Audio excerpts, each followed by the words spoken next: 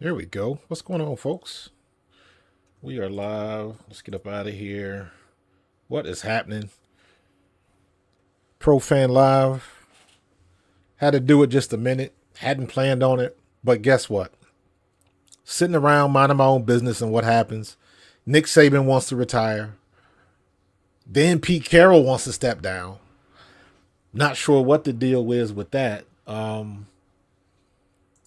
Two staples in college and professional football just decide to let it go. Nick Saban been around for a minute. Michael Todd, what's going on? Carl Wright, what's going on? You can also check me out. I'm live on YouTube as well, Pro Fan Talk, so you can check me out here as well. But man, just sitting around minding your business. Just minding your business and you don't know what's gonna happen. And then we get two staples in college football and professional football. Now I know Nick Saban was a college coach, but I mean, give me another coach that sent more guys to the NFL. And then Pete Carroll with what he did at SC and how that transpired with Reggie Bush and everything. Then he comes to the league, wins the Super Bowl. So he did his thing, man. He definitely did his thing. But this came out of the blue. Didn't see Nick Saban coming. Did not see Pete Carroll coming. And I'm curious as to Nick Saban was like weird.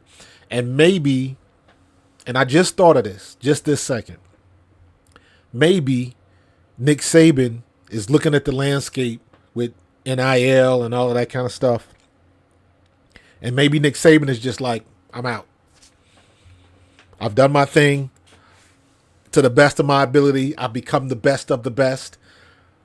The only coach I believe in college history. 3 different programs and not one losing season. That is ridiculous.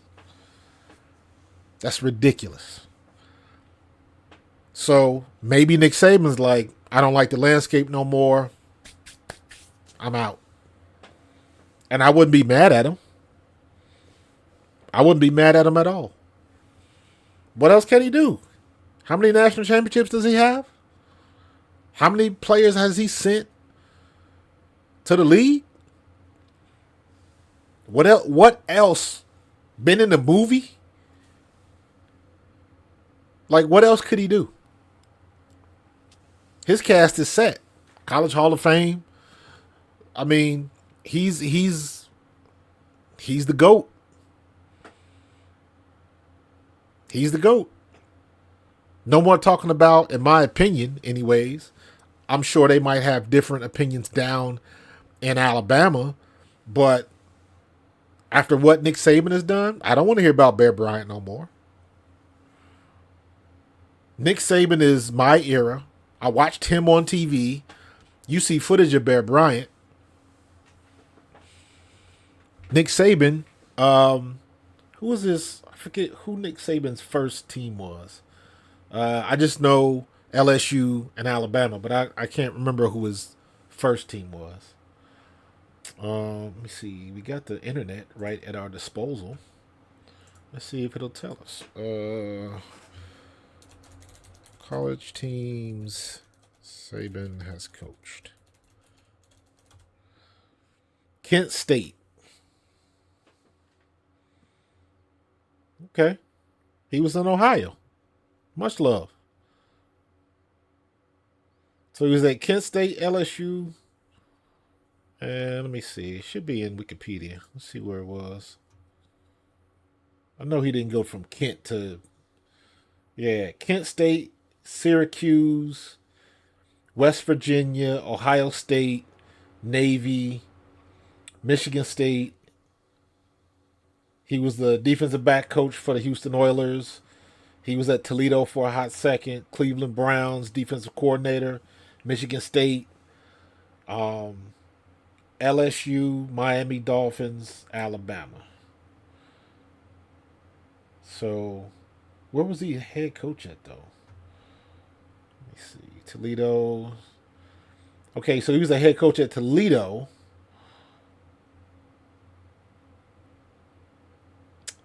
So he was a head coach at Toledo, Michigan State, LSU. He accepted. Man, I forgot about the Miami Dolphins. I totally forgot about the Dolphins.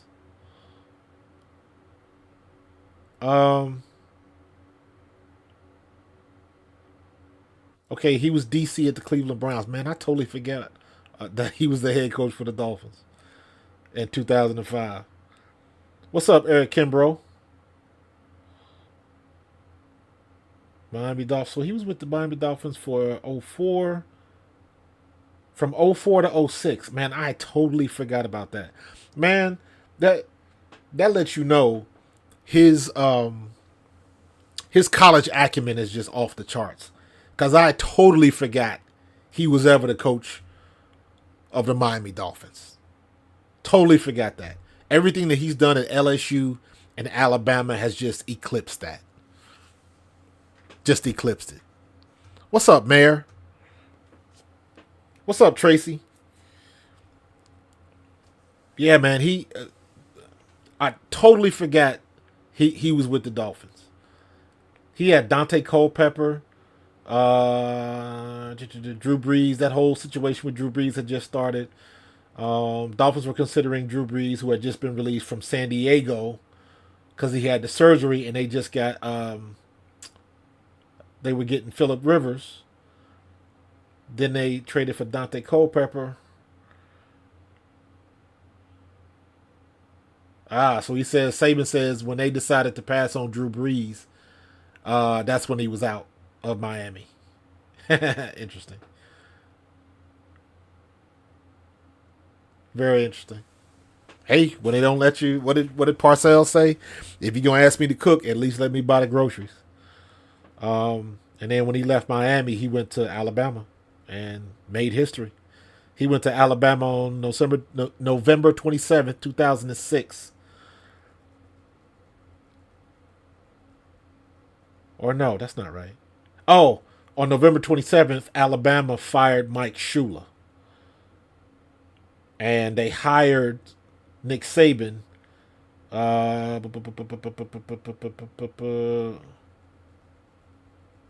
sometime in January of 2007. January 3rd. Yep. So, he made some money too. 8-year contract totaling $32 million, and for a college coach. That was one of the highest contracts for a coach, period, college or professional. Not to mention all the stuff he got in endorsements. So, yeah, Nick Saban was a trailblazer, man. Some coaches are leaders of men and guides of boys. It makes sense. Sometimes it's easier to. Yo, Mayor, I said it earlier. I don't know if you heard. I said maybe Saban just looked at the whole landscape of the NIL and everything and was just like, I'm out. Just like I read like what he did with the Dolphins.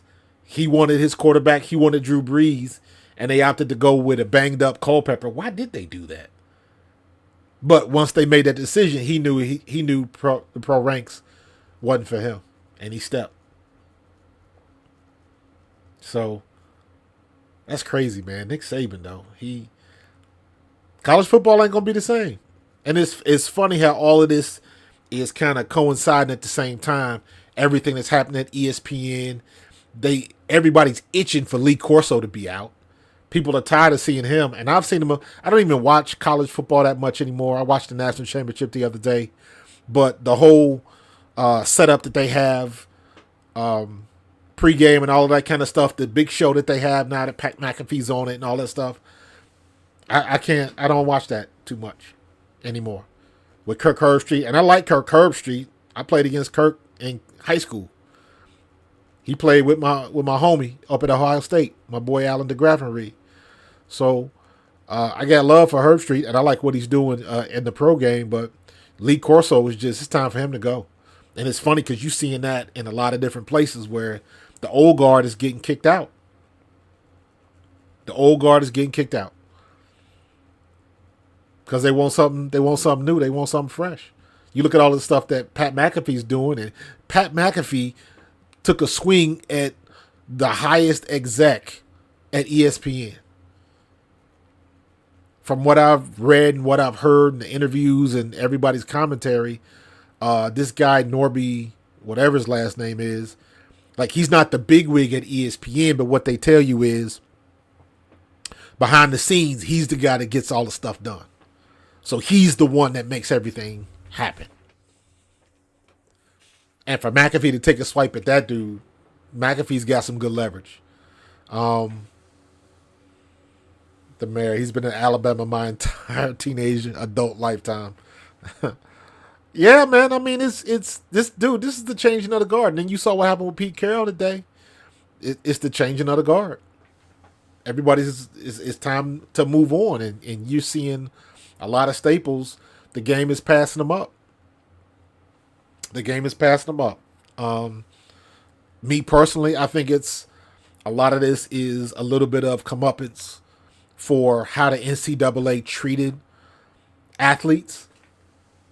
I'll never forget. I mean, and this isn't even football. This is basketball. When Rick Majerus was I believe he was at Utah, and he got suspended. He got sanctioned. The program got hit because he bought a recruit a pizza. Took him to a local spot and sat down and talked to him about playing basketball. He didn't put a wad of money in his hand. He bought the kid a pizza, and it was against some type of NCAA rule. And it was just, after that, I was like, I'm out. That right there. And I remember Jeremy Bloom for Colorado. Jeremy Bloom was a special teams guy from University of Colorado, and he was also an Olympic skier. And the NCAA made that kid give up his football scholarship because he was trying to raise money to go to the Olympics. And they said because he was trying to raise money, he couldn't be considered an amateur, so he couldn't play football, so he had to do one or the other. So they made him quit football so he could pursue his Olympic dreams. And I was like, you know what? I'm done. I'm done with him. Done with the NCAA. So all this NIL stuff and these brand deals that these kids are getting and everything the way it's going down the transfer portal, the NCAA gets exactly what they get. It's their fault, in my opinion. It's their fault. I didn't go to a big school. I went to Eastern Kentucky, which is a small school in comparison. We were big in 1AA, but, you know, we're not, our stadium, we get 25, 30,000, we doing something. It's not like O State or Notre Dame where you got, you know, anywhere 50 to 70-something thousand, or University of Tennessee where they can pack 105. But even at my small school at Eastern Kentucky, they didn't start wearing that number 40 jersey, and they didn't start selling that in the bookstore till I got there. So you look at all of the athletes that come through all of these schools. Doesn't matter if you're a big school or small school. If you're doing something at that school, you're going to make that school money. A lot of money. And what they did with the athletes, and, you know, some people couldn't work and all of that kind of stuff. To me, all the NCAA is responsible for all of this. They were greedy, they were unfair, and it came back to bite them. It took them a little while, but it came back to bite them. I remember even going back to when they wouldn't let Maurice Claret go to the league. Yeah, he was too young, but that was his choice. They let all these other young athletes go in golf and tennis, and, you know, it was a lot of stuff. But didn't mean to get on a tangent, but, you know, NCAA is responsible for all of this. And this is a result. This is the end of the era. So now you're going to see these new coaches like Coach Prime and a lot of other ones where they're going to get the pick of the litter in the portal. Programs like Colorado, programs like, hey, Marianne, Colorado, USC, all the big schools, it's the same thing. It's just regurgitated a little bit. Because at the end of the day, kids still want to go to a big school. Still want to get the national attention. I'm glad Michigan won a national championship. After everything that happened to them. Suspending Harbaugh and all of that kind of stuff. Couldn't get on a plane. Yeah. They get what they get. They get what they get. So NCAA is in a weird spot. They're in a weird place right now. Florida State didn't get had an undefeated. How you have an undefeated season and don't get to the playoffs?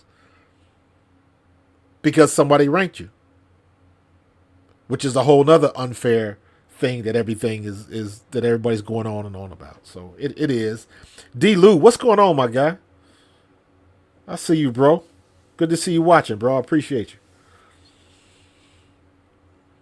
But yeah, man, it's just interesting how you seeing the changing of the guard, and the old school is slowly but surely walking away.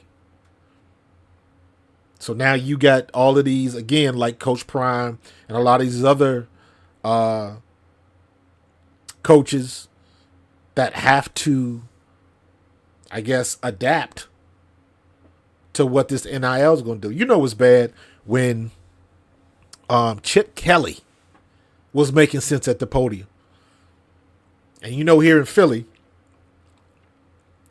we don't really care too much about Chip Kelly, but he made some comments after a game a couple weeks ago about how they got to figure out how they can compensate the kids. And it's like, no duh, because now it's a revolving door right now, and nobody can build a program. Very difficult to build a program now.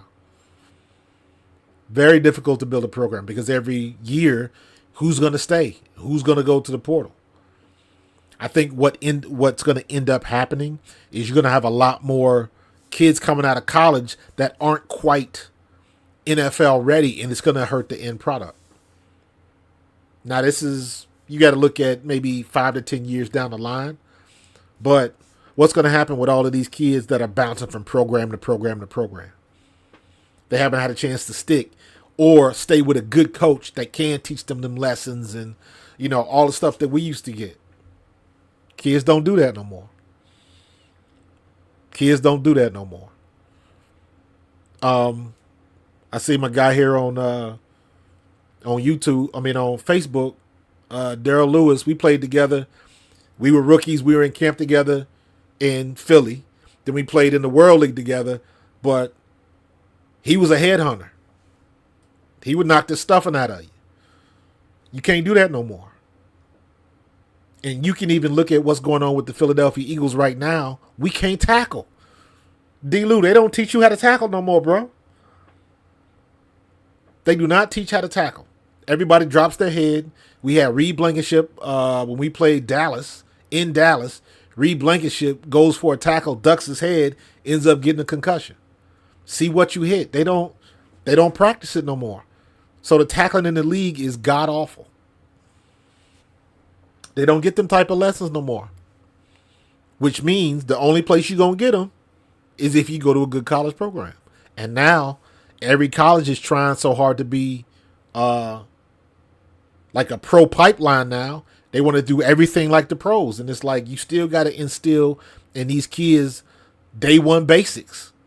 Because now college football is going to end up like AAU basketball. You ever heard Gino Auriemma talk about youth basketball leagues in AAU and the difference between American basketball and European basketball? And what he says is, Alfie, I see you, homie. What he was saying was, in America, everybody wants their kid to play AAU, which is kind of like NIL now. You can have a kid on one team and some coach can promise him the world, so he jumps teams. And all they do is play games. They don't practice. They practice once, and then they might play 4 or 5 games during the week or on the weekend.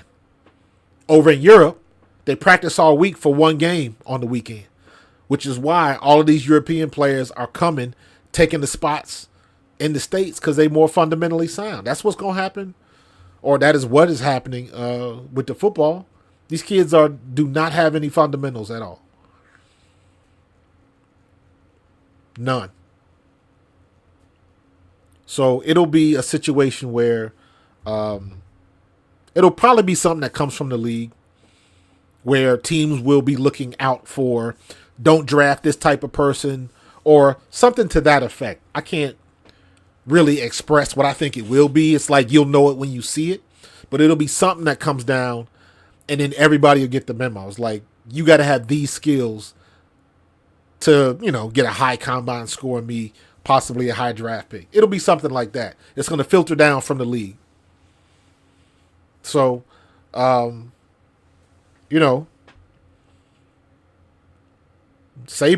changed the game, man. What's up, James Monsanto? Saban changed the game, man. That was crazy news today. Saban and Pete Carroll. Now I watched Pete Carroll's press conference, and I was like, is he stepping down? Is he going up to management? I couldn't quite tell. It sounds like, because at first it sounded like he was stepping away, and he was crying and thanking his wife and the kids and this coach and that coach and some of the people in the press. He was getting emotional. Then he said, I'm not ready to, I'm excited and I'm ready to get it going and there's a lot of things to do. And so I'm like, what exactly? So did he get fired? Like, I wasn't sure what the situation was. So, it looks like, let me see. He will be with the organization. But he is out as the team's head coach. Now, the funny thing is with all of this. Yeah, he's pulling the Mike Homer. Good point, James. The funny thing with all of this is Saban's retiring. Pete Carroll is pulling back. Who you going to get to replace? Who going to replace Nick Saban? That's what I want to know. Who's going to fill that shot? Who's going to fill those shoes? Pete Carroll, you can get another. It's going to be hit and miss in the NFL. But Nick Saban, who's gonna replace the GOAT? That's what I want to know. That is some mighty big shoes to fill. Recruiting, all the people that he recruited, and let's not forget, he did some people dirty at LSU. He made some promises at LSU, and then jumped ship when the Alabama job came to town. Because remember, he was wrecking shop at LSU too. I believe he got 2 national championships out of LSU. So he did some people dirty back in the day, but that was, that's the price of doing business when you're at that elite level in college football. You had all the leverage. So you could pull all the recruits and get all of the television deals, all of that kind of stuff. You think, James, Harbaugh's gonna make the move? He's gonna make the jump to the pros? I think he is, and I think he might end up in Seattle or, Tennessee or something like that. Especially with Mike Vrabel being, getting fired. I didn't see that coming. I didn't see that coming at all. So and heck, look at us here in Philly. I would have bet money that Nick Sirianni was going to finish out his contract. But now, you don't know what's going to happen. All I know is if the Eagles don't show up on Monday, Nick Sirianni might be promoted to fan.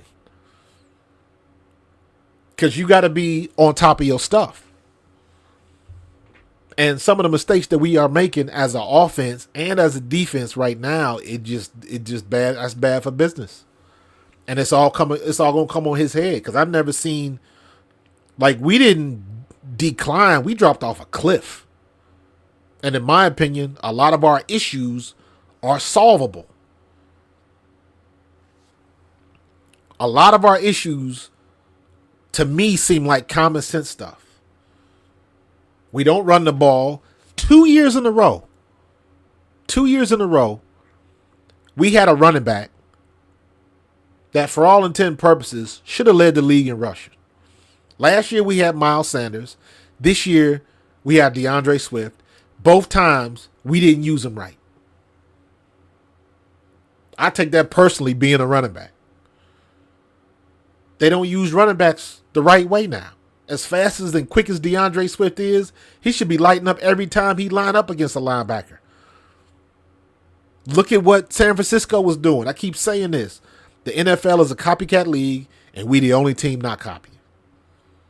So we losing on the chessboard. Defenses are sending 6 on the line of scrimmage, and we have no hot routes. And it's not Jalen Hurts not seeing it when all your receivers are 10 yards down the field and ain't nobody looked back yet. That's not a hot route. So they're not putting that in the game plan. To me, that's stupid. When you got 2 of the best receivers in the game and arguably one of the better tight ends, again, that we don't throw to. Our screen game should be off the chain, but they don't do it. So I blame Sirianni on that. He said that's his offense. So I'm blaming it on him. Jalen Bagby, what's going on, bro?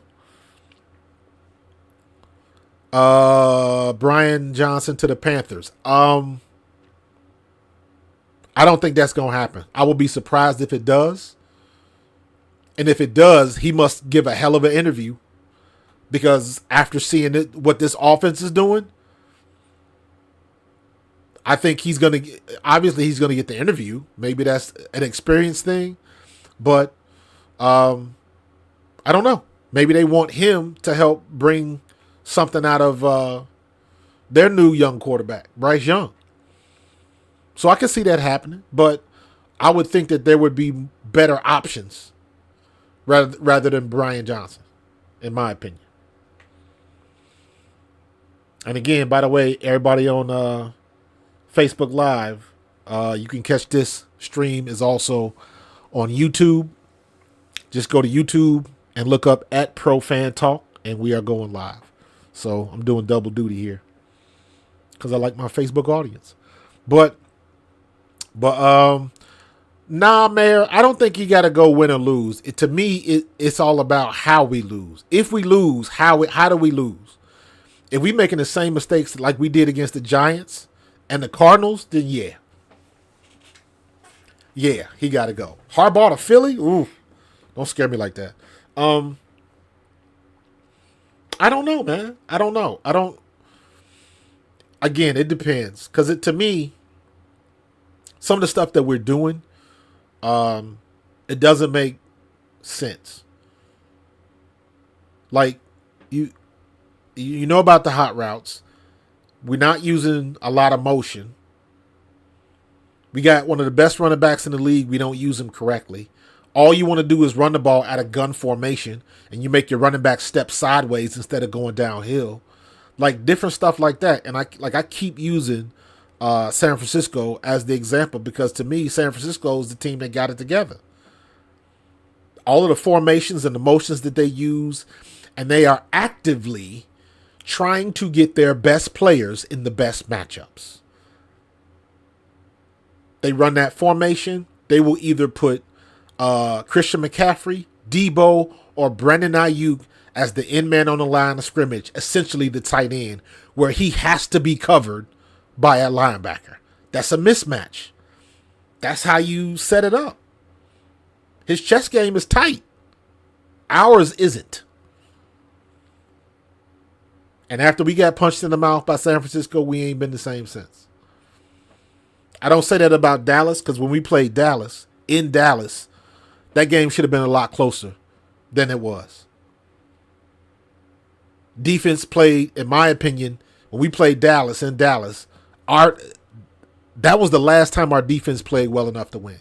The offense let us down in Dallas, where the 3 best players on the team all fumbled the ball in the red zone or in Dallas territory. So we gave away 21 points. So that game should have been much closer than it was. That wasn't on the defense. That was on us.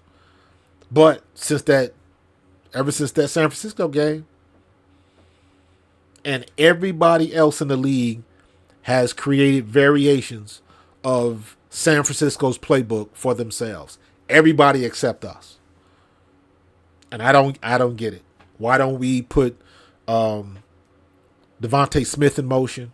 Why don't we get DeAndre Swift on the line as a slot just to give different looks. Every time we are in 3rd and 4 and longer, we should be running that slant to A.J. Brown. Every time. Every time we run that slant, 5 to 7 yard slant, he breaks a tackle. His yak yards are off the charts, and we don't use it. It's 3rd and 3, and we throwing the ball 30 yards down the field. Common sense stuff that we're not doing, and I don't understand that.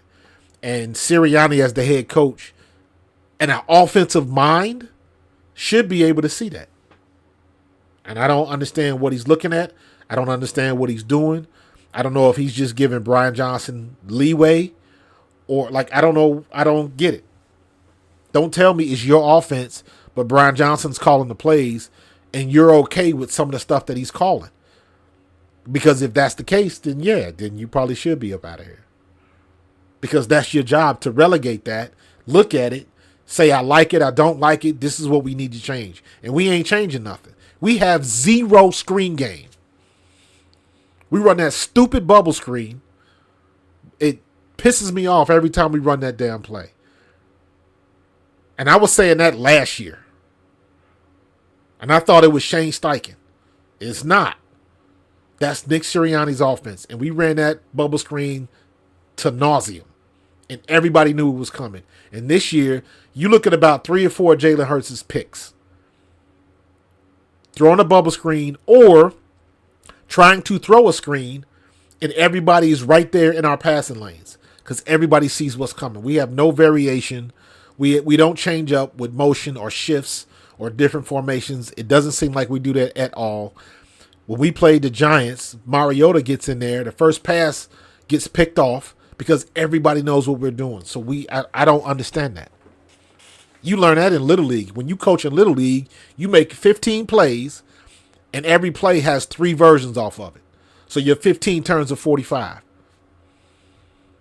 So I don't understand what Nick Sirianni is allowing to happen with his offense. He told us it was his offense. So that's on you, bro. And again, if you let this go down the way it's happened the last couple weeks, you will get promoted to fan. You'll be messing around. You'll be in the UFL helping somebody out. I'm excited about the UFL, by the way. So yeah, it's we got some work to do. We got a lot of work to do. But to me, again, it's not complicated. It's not complicated at all. It's a couple things we can do. Defense, it is what it is. We don't tackle well enough. So, there ain't really much you can do about that. So, we can't tackle worth a daggone. And, it's, let me see. Uh-oh. Hold on. Nope. Let me see where we at. Media source. Sharp background. Nope. Background. Basic. Let me see something real quick. I'm trying to. There we go. Get back to my basic stuff. But yeah, man, it's a lot on the line right now with all of the coaches that got fired, all of the pieces moving around. We are in the playoffs. Eddie Bird, what's going on, my dude? EKU was in the building, bro. Y'all better recognize. What's going on, Eddie Bird? Michael Todd is in here somewhere. Yeah, but it's a lot of moving and shaking right now in the NFL. And for somebody like Nick Sirianni, even though we went to the Super Bowl last year, ain't nothing safe. Ain't nothing safe. And he's making, in my opinion, he's making mistakes where people would say, like, why would you do that? Why would you let that happen? That's the part I don't understand. It's almost like back in the day when you would, you playing Madden or you playing a video game and you let somebody play your character and they start screwing up your character. And you're like, give me the sticks back. What are you doing? That's what it looks like that Nick Sirianni's doing, because it doesn't make sense. You hire Sean Desai, then you demote him, and then you bring in your boy Matt Patricia, and it's worse. When's the last time Matt Patricia was good on defense? Back when he was coaching for Belichick? Ever since he left Belichick, he ain't been the same. So, they better figure it out, or Philly is going to eat his lunch. Philly is not going to be happy.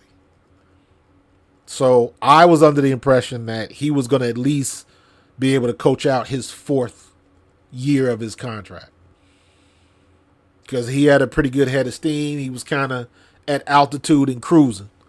So he didn't run off 2 coordinators last year. Gannon got a job and Steichen got a job. That's what happens when you go to the Super Bowl. Dallas is going through the same stuff. Baltimore is going to go through the same problem. San Francisco is going to go through the same problem. All the teams that are in the Final Four playing division champion, the conference championship, to go to the Super Bowl, all 4 of those teams are going to have their coaches plucked. I heard some stuff today about possible, like Steve Wilks, Carolina looking at Steve Wilks. So when you get to that level and your team is having that type of success, they're going to pluck them. Now, the whole situation with Gannon was a whole thing on its own, because that looked a little suspect. But that's what happens when your team kicks everybody else's ass and you go to the Super Bowl. So, I expect it to happen. Here in Philly, we heard the news about Brian Johnson, and you saw all the stuff on Twitter like, hey, we'll drive him down to Carolina. And I'm like, pump your brakes on that. Pump your brakes on that. Because you don't get 11 wins just by luck. I don't care what anybody say. Not in this league, you don't. So you gotta have your stuff together, at least a little bit. Because a lot of those games, it wasn't, whether you like a coach or not. Coaches, and I agree 100% with what A.J. Brown says, a coach does not make one play. Doesn't catch a pass, doesn't make a tackle, nothing. Doesn't drop back into coverage. Coaches don't do that. That's all players. So the players are the ones that are on the field and got to execute. Bottom line. You show me a good coach, I'll show you a coach with good players. That's what gets you to the next hump. So he didn't run off the coordinators. That's what happens when you win. But again, if he don't take care of business, and I don't like this narrative that like what Ocho Cinco said, that Philadelphia's playing possum. I don't like that at all. Nah. Because if that was the case and all of a sudden we just flick a switch and turn it on, I'm going to be even more pissed.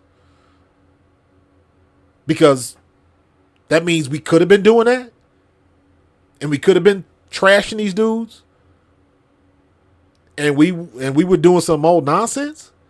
And you were getting people hurt. Nah, then you really got to go. Then I'm really pissed. So I don't want that to be the case at all.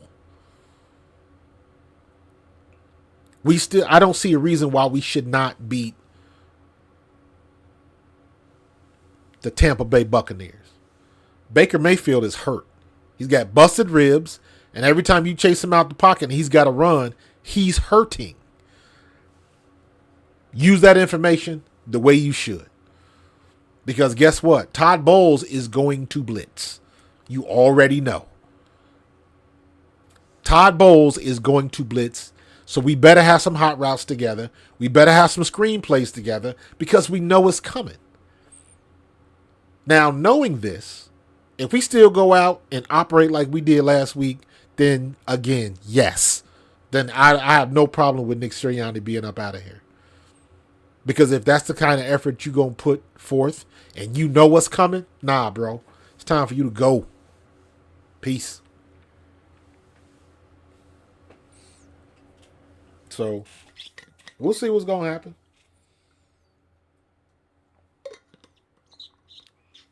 We will see what's going to happen. And it's going to come when. I hate that the games are on Monday. I don't know. When did the wild card games go on Monday? Is that? I don't remember seeing that in the past. Is that something new from this year? I don't know. They're doing something with the money, which is why they're giving all these television deals out. Amazon and ESPN and YouTube and all that kind of stuff. I think the game is on friggin' Peacock. Or is that that's the Chiefs game. The Chiefs game is on Peacock. It's like, well, what if you don't have Peacock? You can't watch the game? That's crazy. So, it is what it is. It is what it is. What up, JT? What are your thoughts on Vrabel getting fired? I think it's a pretty stupid move by the Titans, to be honest. I agree with you 100%. But I think whoever's in their GM office was probably tired. And I believe Vrabel was tired of them. I believe Vrabel's last straw was when they traded away A.J. Brown. Because a week before, he was like, yeah, A.J. Brown ain't going nowhere, not as long as I'm the coach. And you can go and look up the footage when they made the deal and they were in the war room. He was not happy. And I don't blame him. You traded away the best player on the team. For what? What'd you get out of it? You didn't get to the playoffs. So, Vrabel will probably be one of the first coaches to get rehired. And he seems like one of those coaches where people will wait for him. You know what I'm saying? If you got to wait till after the playoffs are over, they would wait for him. I don't think he's going to last that long because he's free to talk to people and interview and things of that nature. So, would he want to go back to New England for the Patriots? I don't know. I don't know. But he could have his pick. I already saw, as soon as Vrabel got fired, here come Philadelphia. Talking about, yo, Howie, roll out the Brinks truck. So, yeah, Nick Sirianni is on the hot seat. And I didn't think I would say that earlier this year. But he is definitely on the hot seat of his own doing. So, yeah, man, he better come correct in this playoff game. He knows what's coming. Everybody knows what's coming. And this is one of the things where they're not going to listen to the media or the fandom. But everybody named Mama knows that Todd Bowles is going to blitz a lot. The first game of the year against the Patriots, Belichick wrote the blueprint on giving Jalen Hurts trouble and our offense trouble. Send the blitz and hit him with that mud rush. Cut off the escape lanes for Jalen Hurts, and that's what everybody has been doing. And what Bosa said a couple weeks ago, he just reinforced it. That wasn't nothing new. You guys know what I say. We weren't exposed. Everybody knows what our warts are. We weren't exposed at all. We just got exploited. And what do you think the Buccaneers are going to do with Mike Evans? They're going to shift him around to make sure he's being guarded by James Bradbury. I would put him in motion to his side every chance I got. Because James Bradbury can't cover a cold right now. He can't cover nobody. He's a liability. And they won't make the tough decision. Which I don't understand. That's what you get paid to do. You got to make those tough decisions that he's not getting it done. So we're going to have to go in a different direction. Don't let him play the first series and put the young guns in later. Like, no, make the decision. And let him know, bro, you're not getting it done. You still collecting your $12 million this year. So I don't want to see or hear any excuses. And the funny thing about Nick Sirianni, I ain't think about it until just now. Do you think he's done any damage to himself or messed up any future prospects from the way he's behaved, like at the games, yelling at the crowd, going back and forth with the other team's fans, different stuff like that. This is for Frank and all that kind of crap. What he did at Kansas City, and let's be real. Kansas City, if it wasn't for all of them drops, Kansas City would have got with us. But that's why you play the game. We made the plays and they did. But still, you got to keep it real. So, and by the way, Miami fans, the Kansas City Chiefs don't want to play in 0-degree weather either. So don't get all upset about that. But yeah, man, we got some big shoes to fill. We got to check all them boxes this week. And I am worried that we going to get some nonsense. For whatever reason, I'm worried about that. So I don't know what Sirianni's got planned up. We'll see. We shall see. But yeah, Nick Saban, Pete Carroll, end of an era. And the Eagles are in the playoffs, and we got to take care of Tampa Bay in the wild card game. Because if they don't, and we get embarrassed, I do believe Sirianni is going to be out of here. That's just me. We shall see what we are going to see. I appreciate you guys getting me. I rolled out for about 50 minutes, so that was pretty good for me. Everybody on Facebook, I appreciate you. If you haven't subscribed to my channel, Pro Fan Talk on YouTube, please do. I am at 1850, and I'm trying to get to 2,000. On my way. Need 150. Let's get it. But in any case, I'm going to get up out of here. I appreciate you. And going to be a very interesting week. Or a very interesting weekend. So, should be fun to watch. So, appreciate y'all jumping in. And I will holler at you guys later. Peace.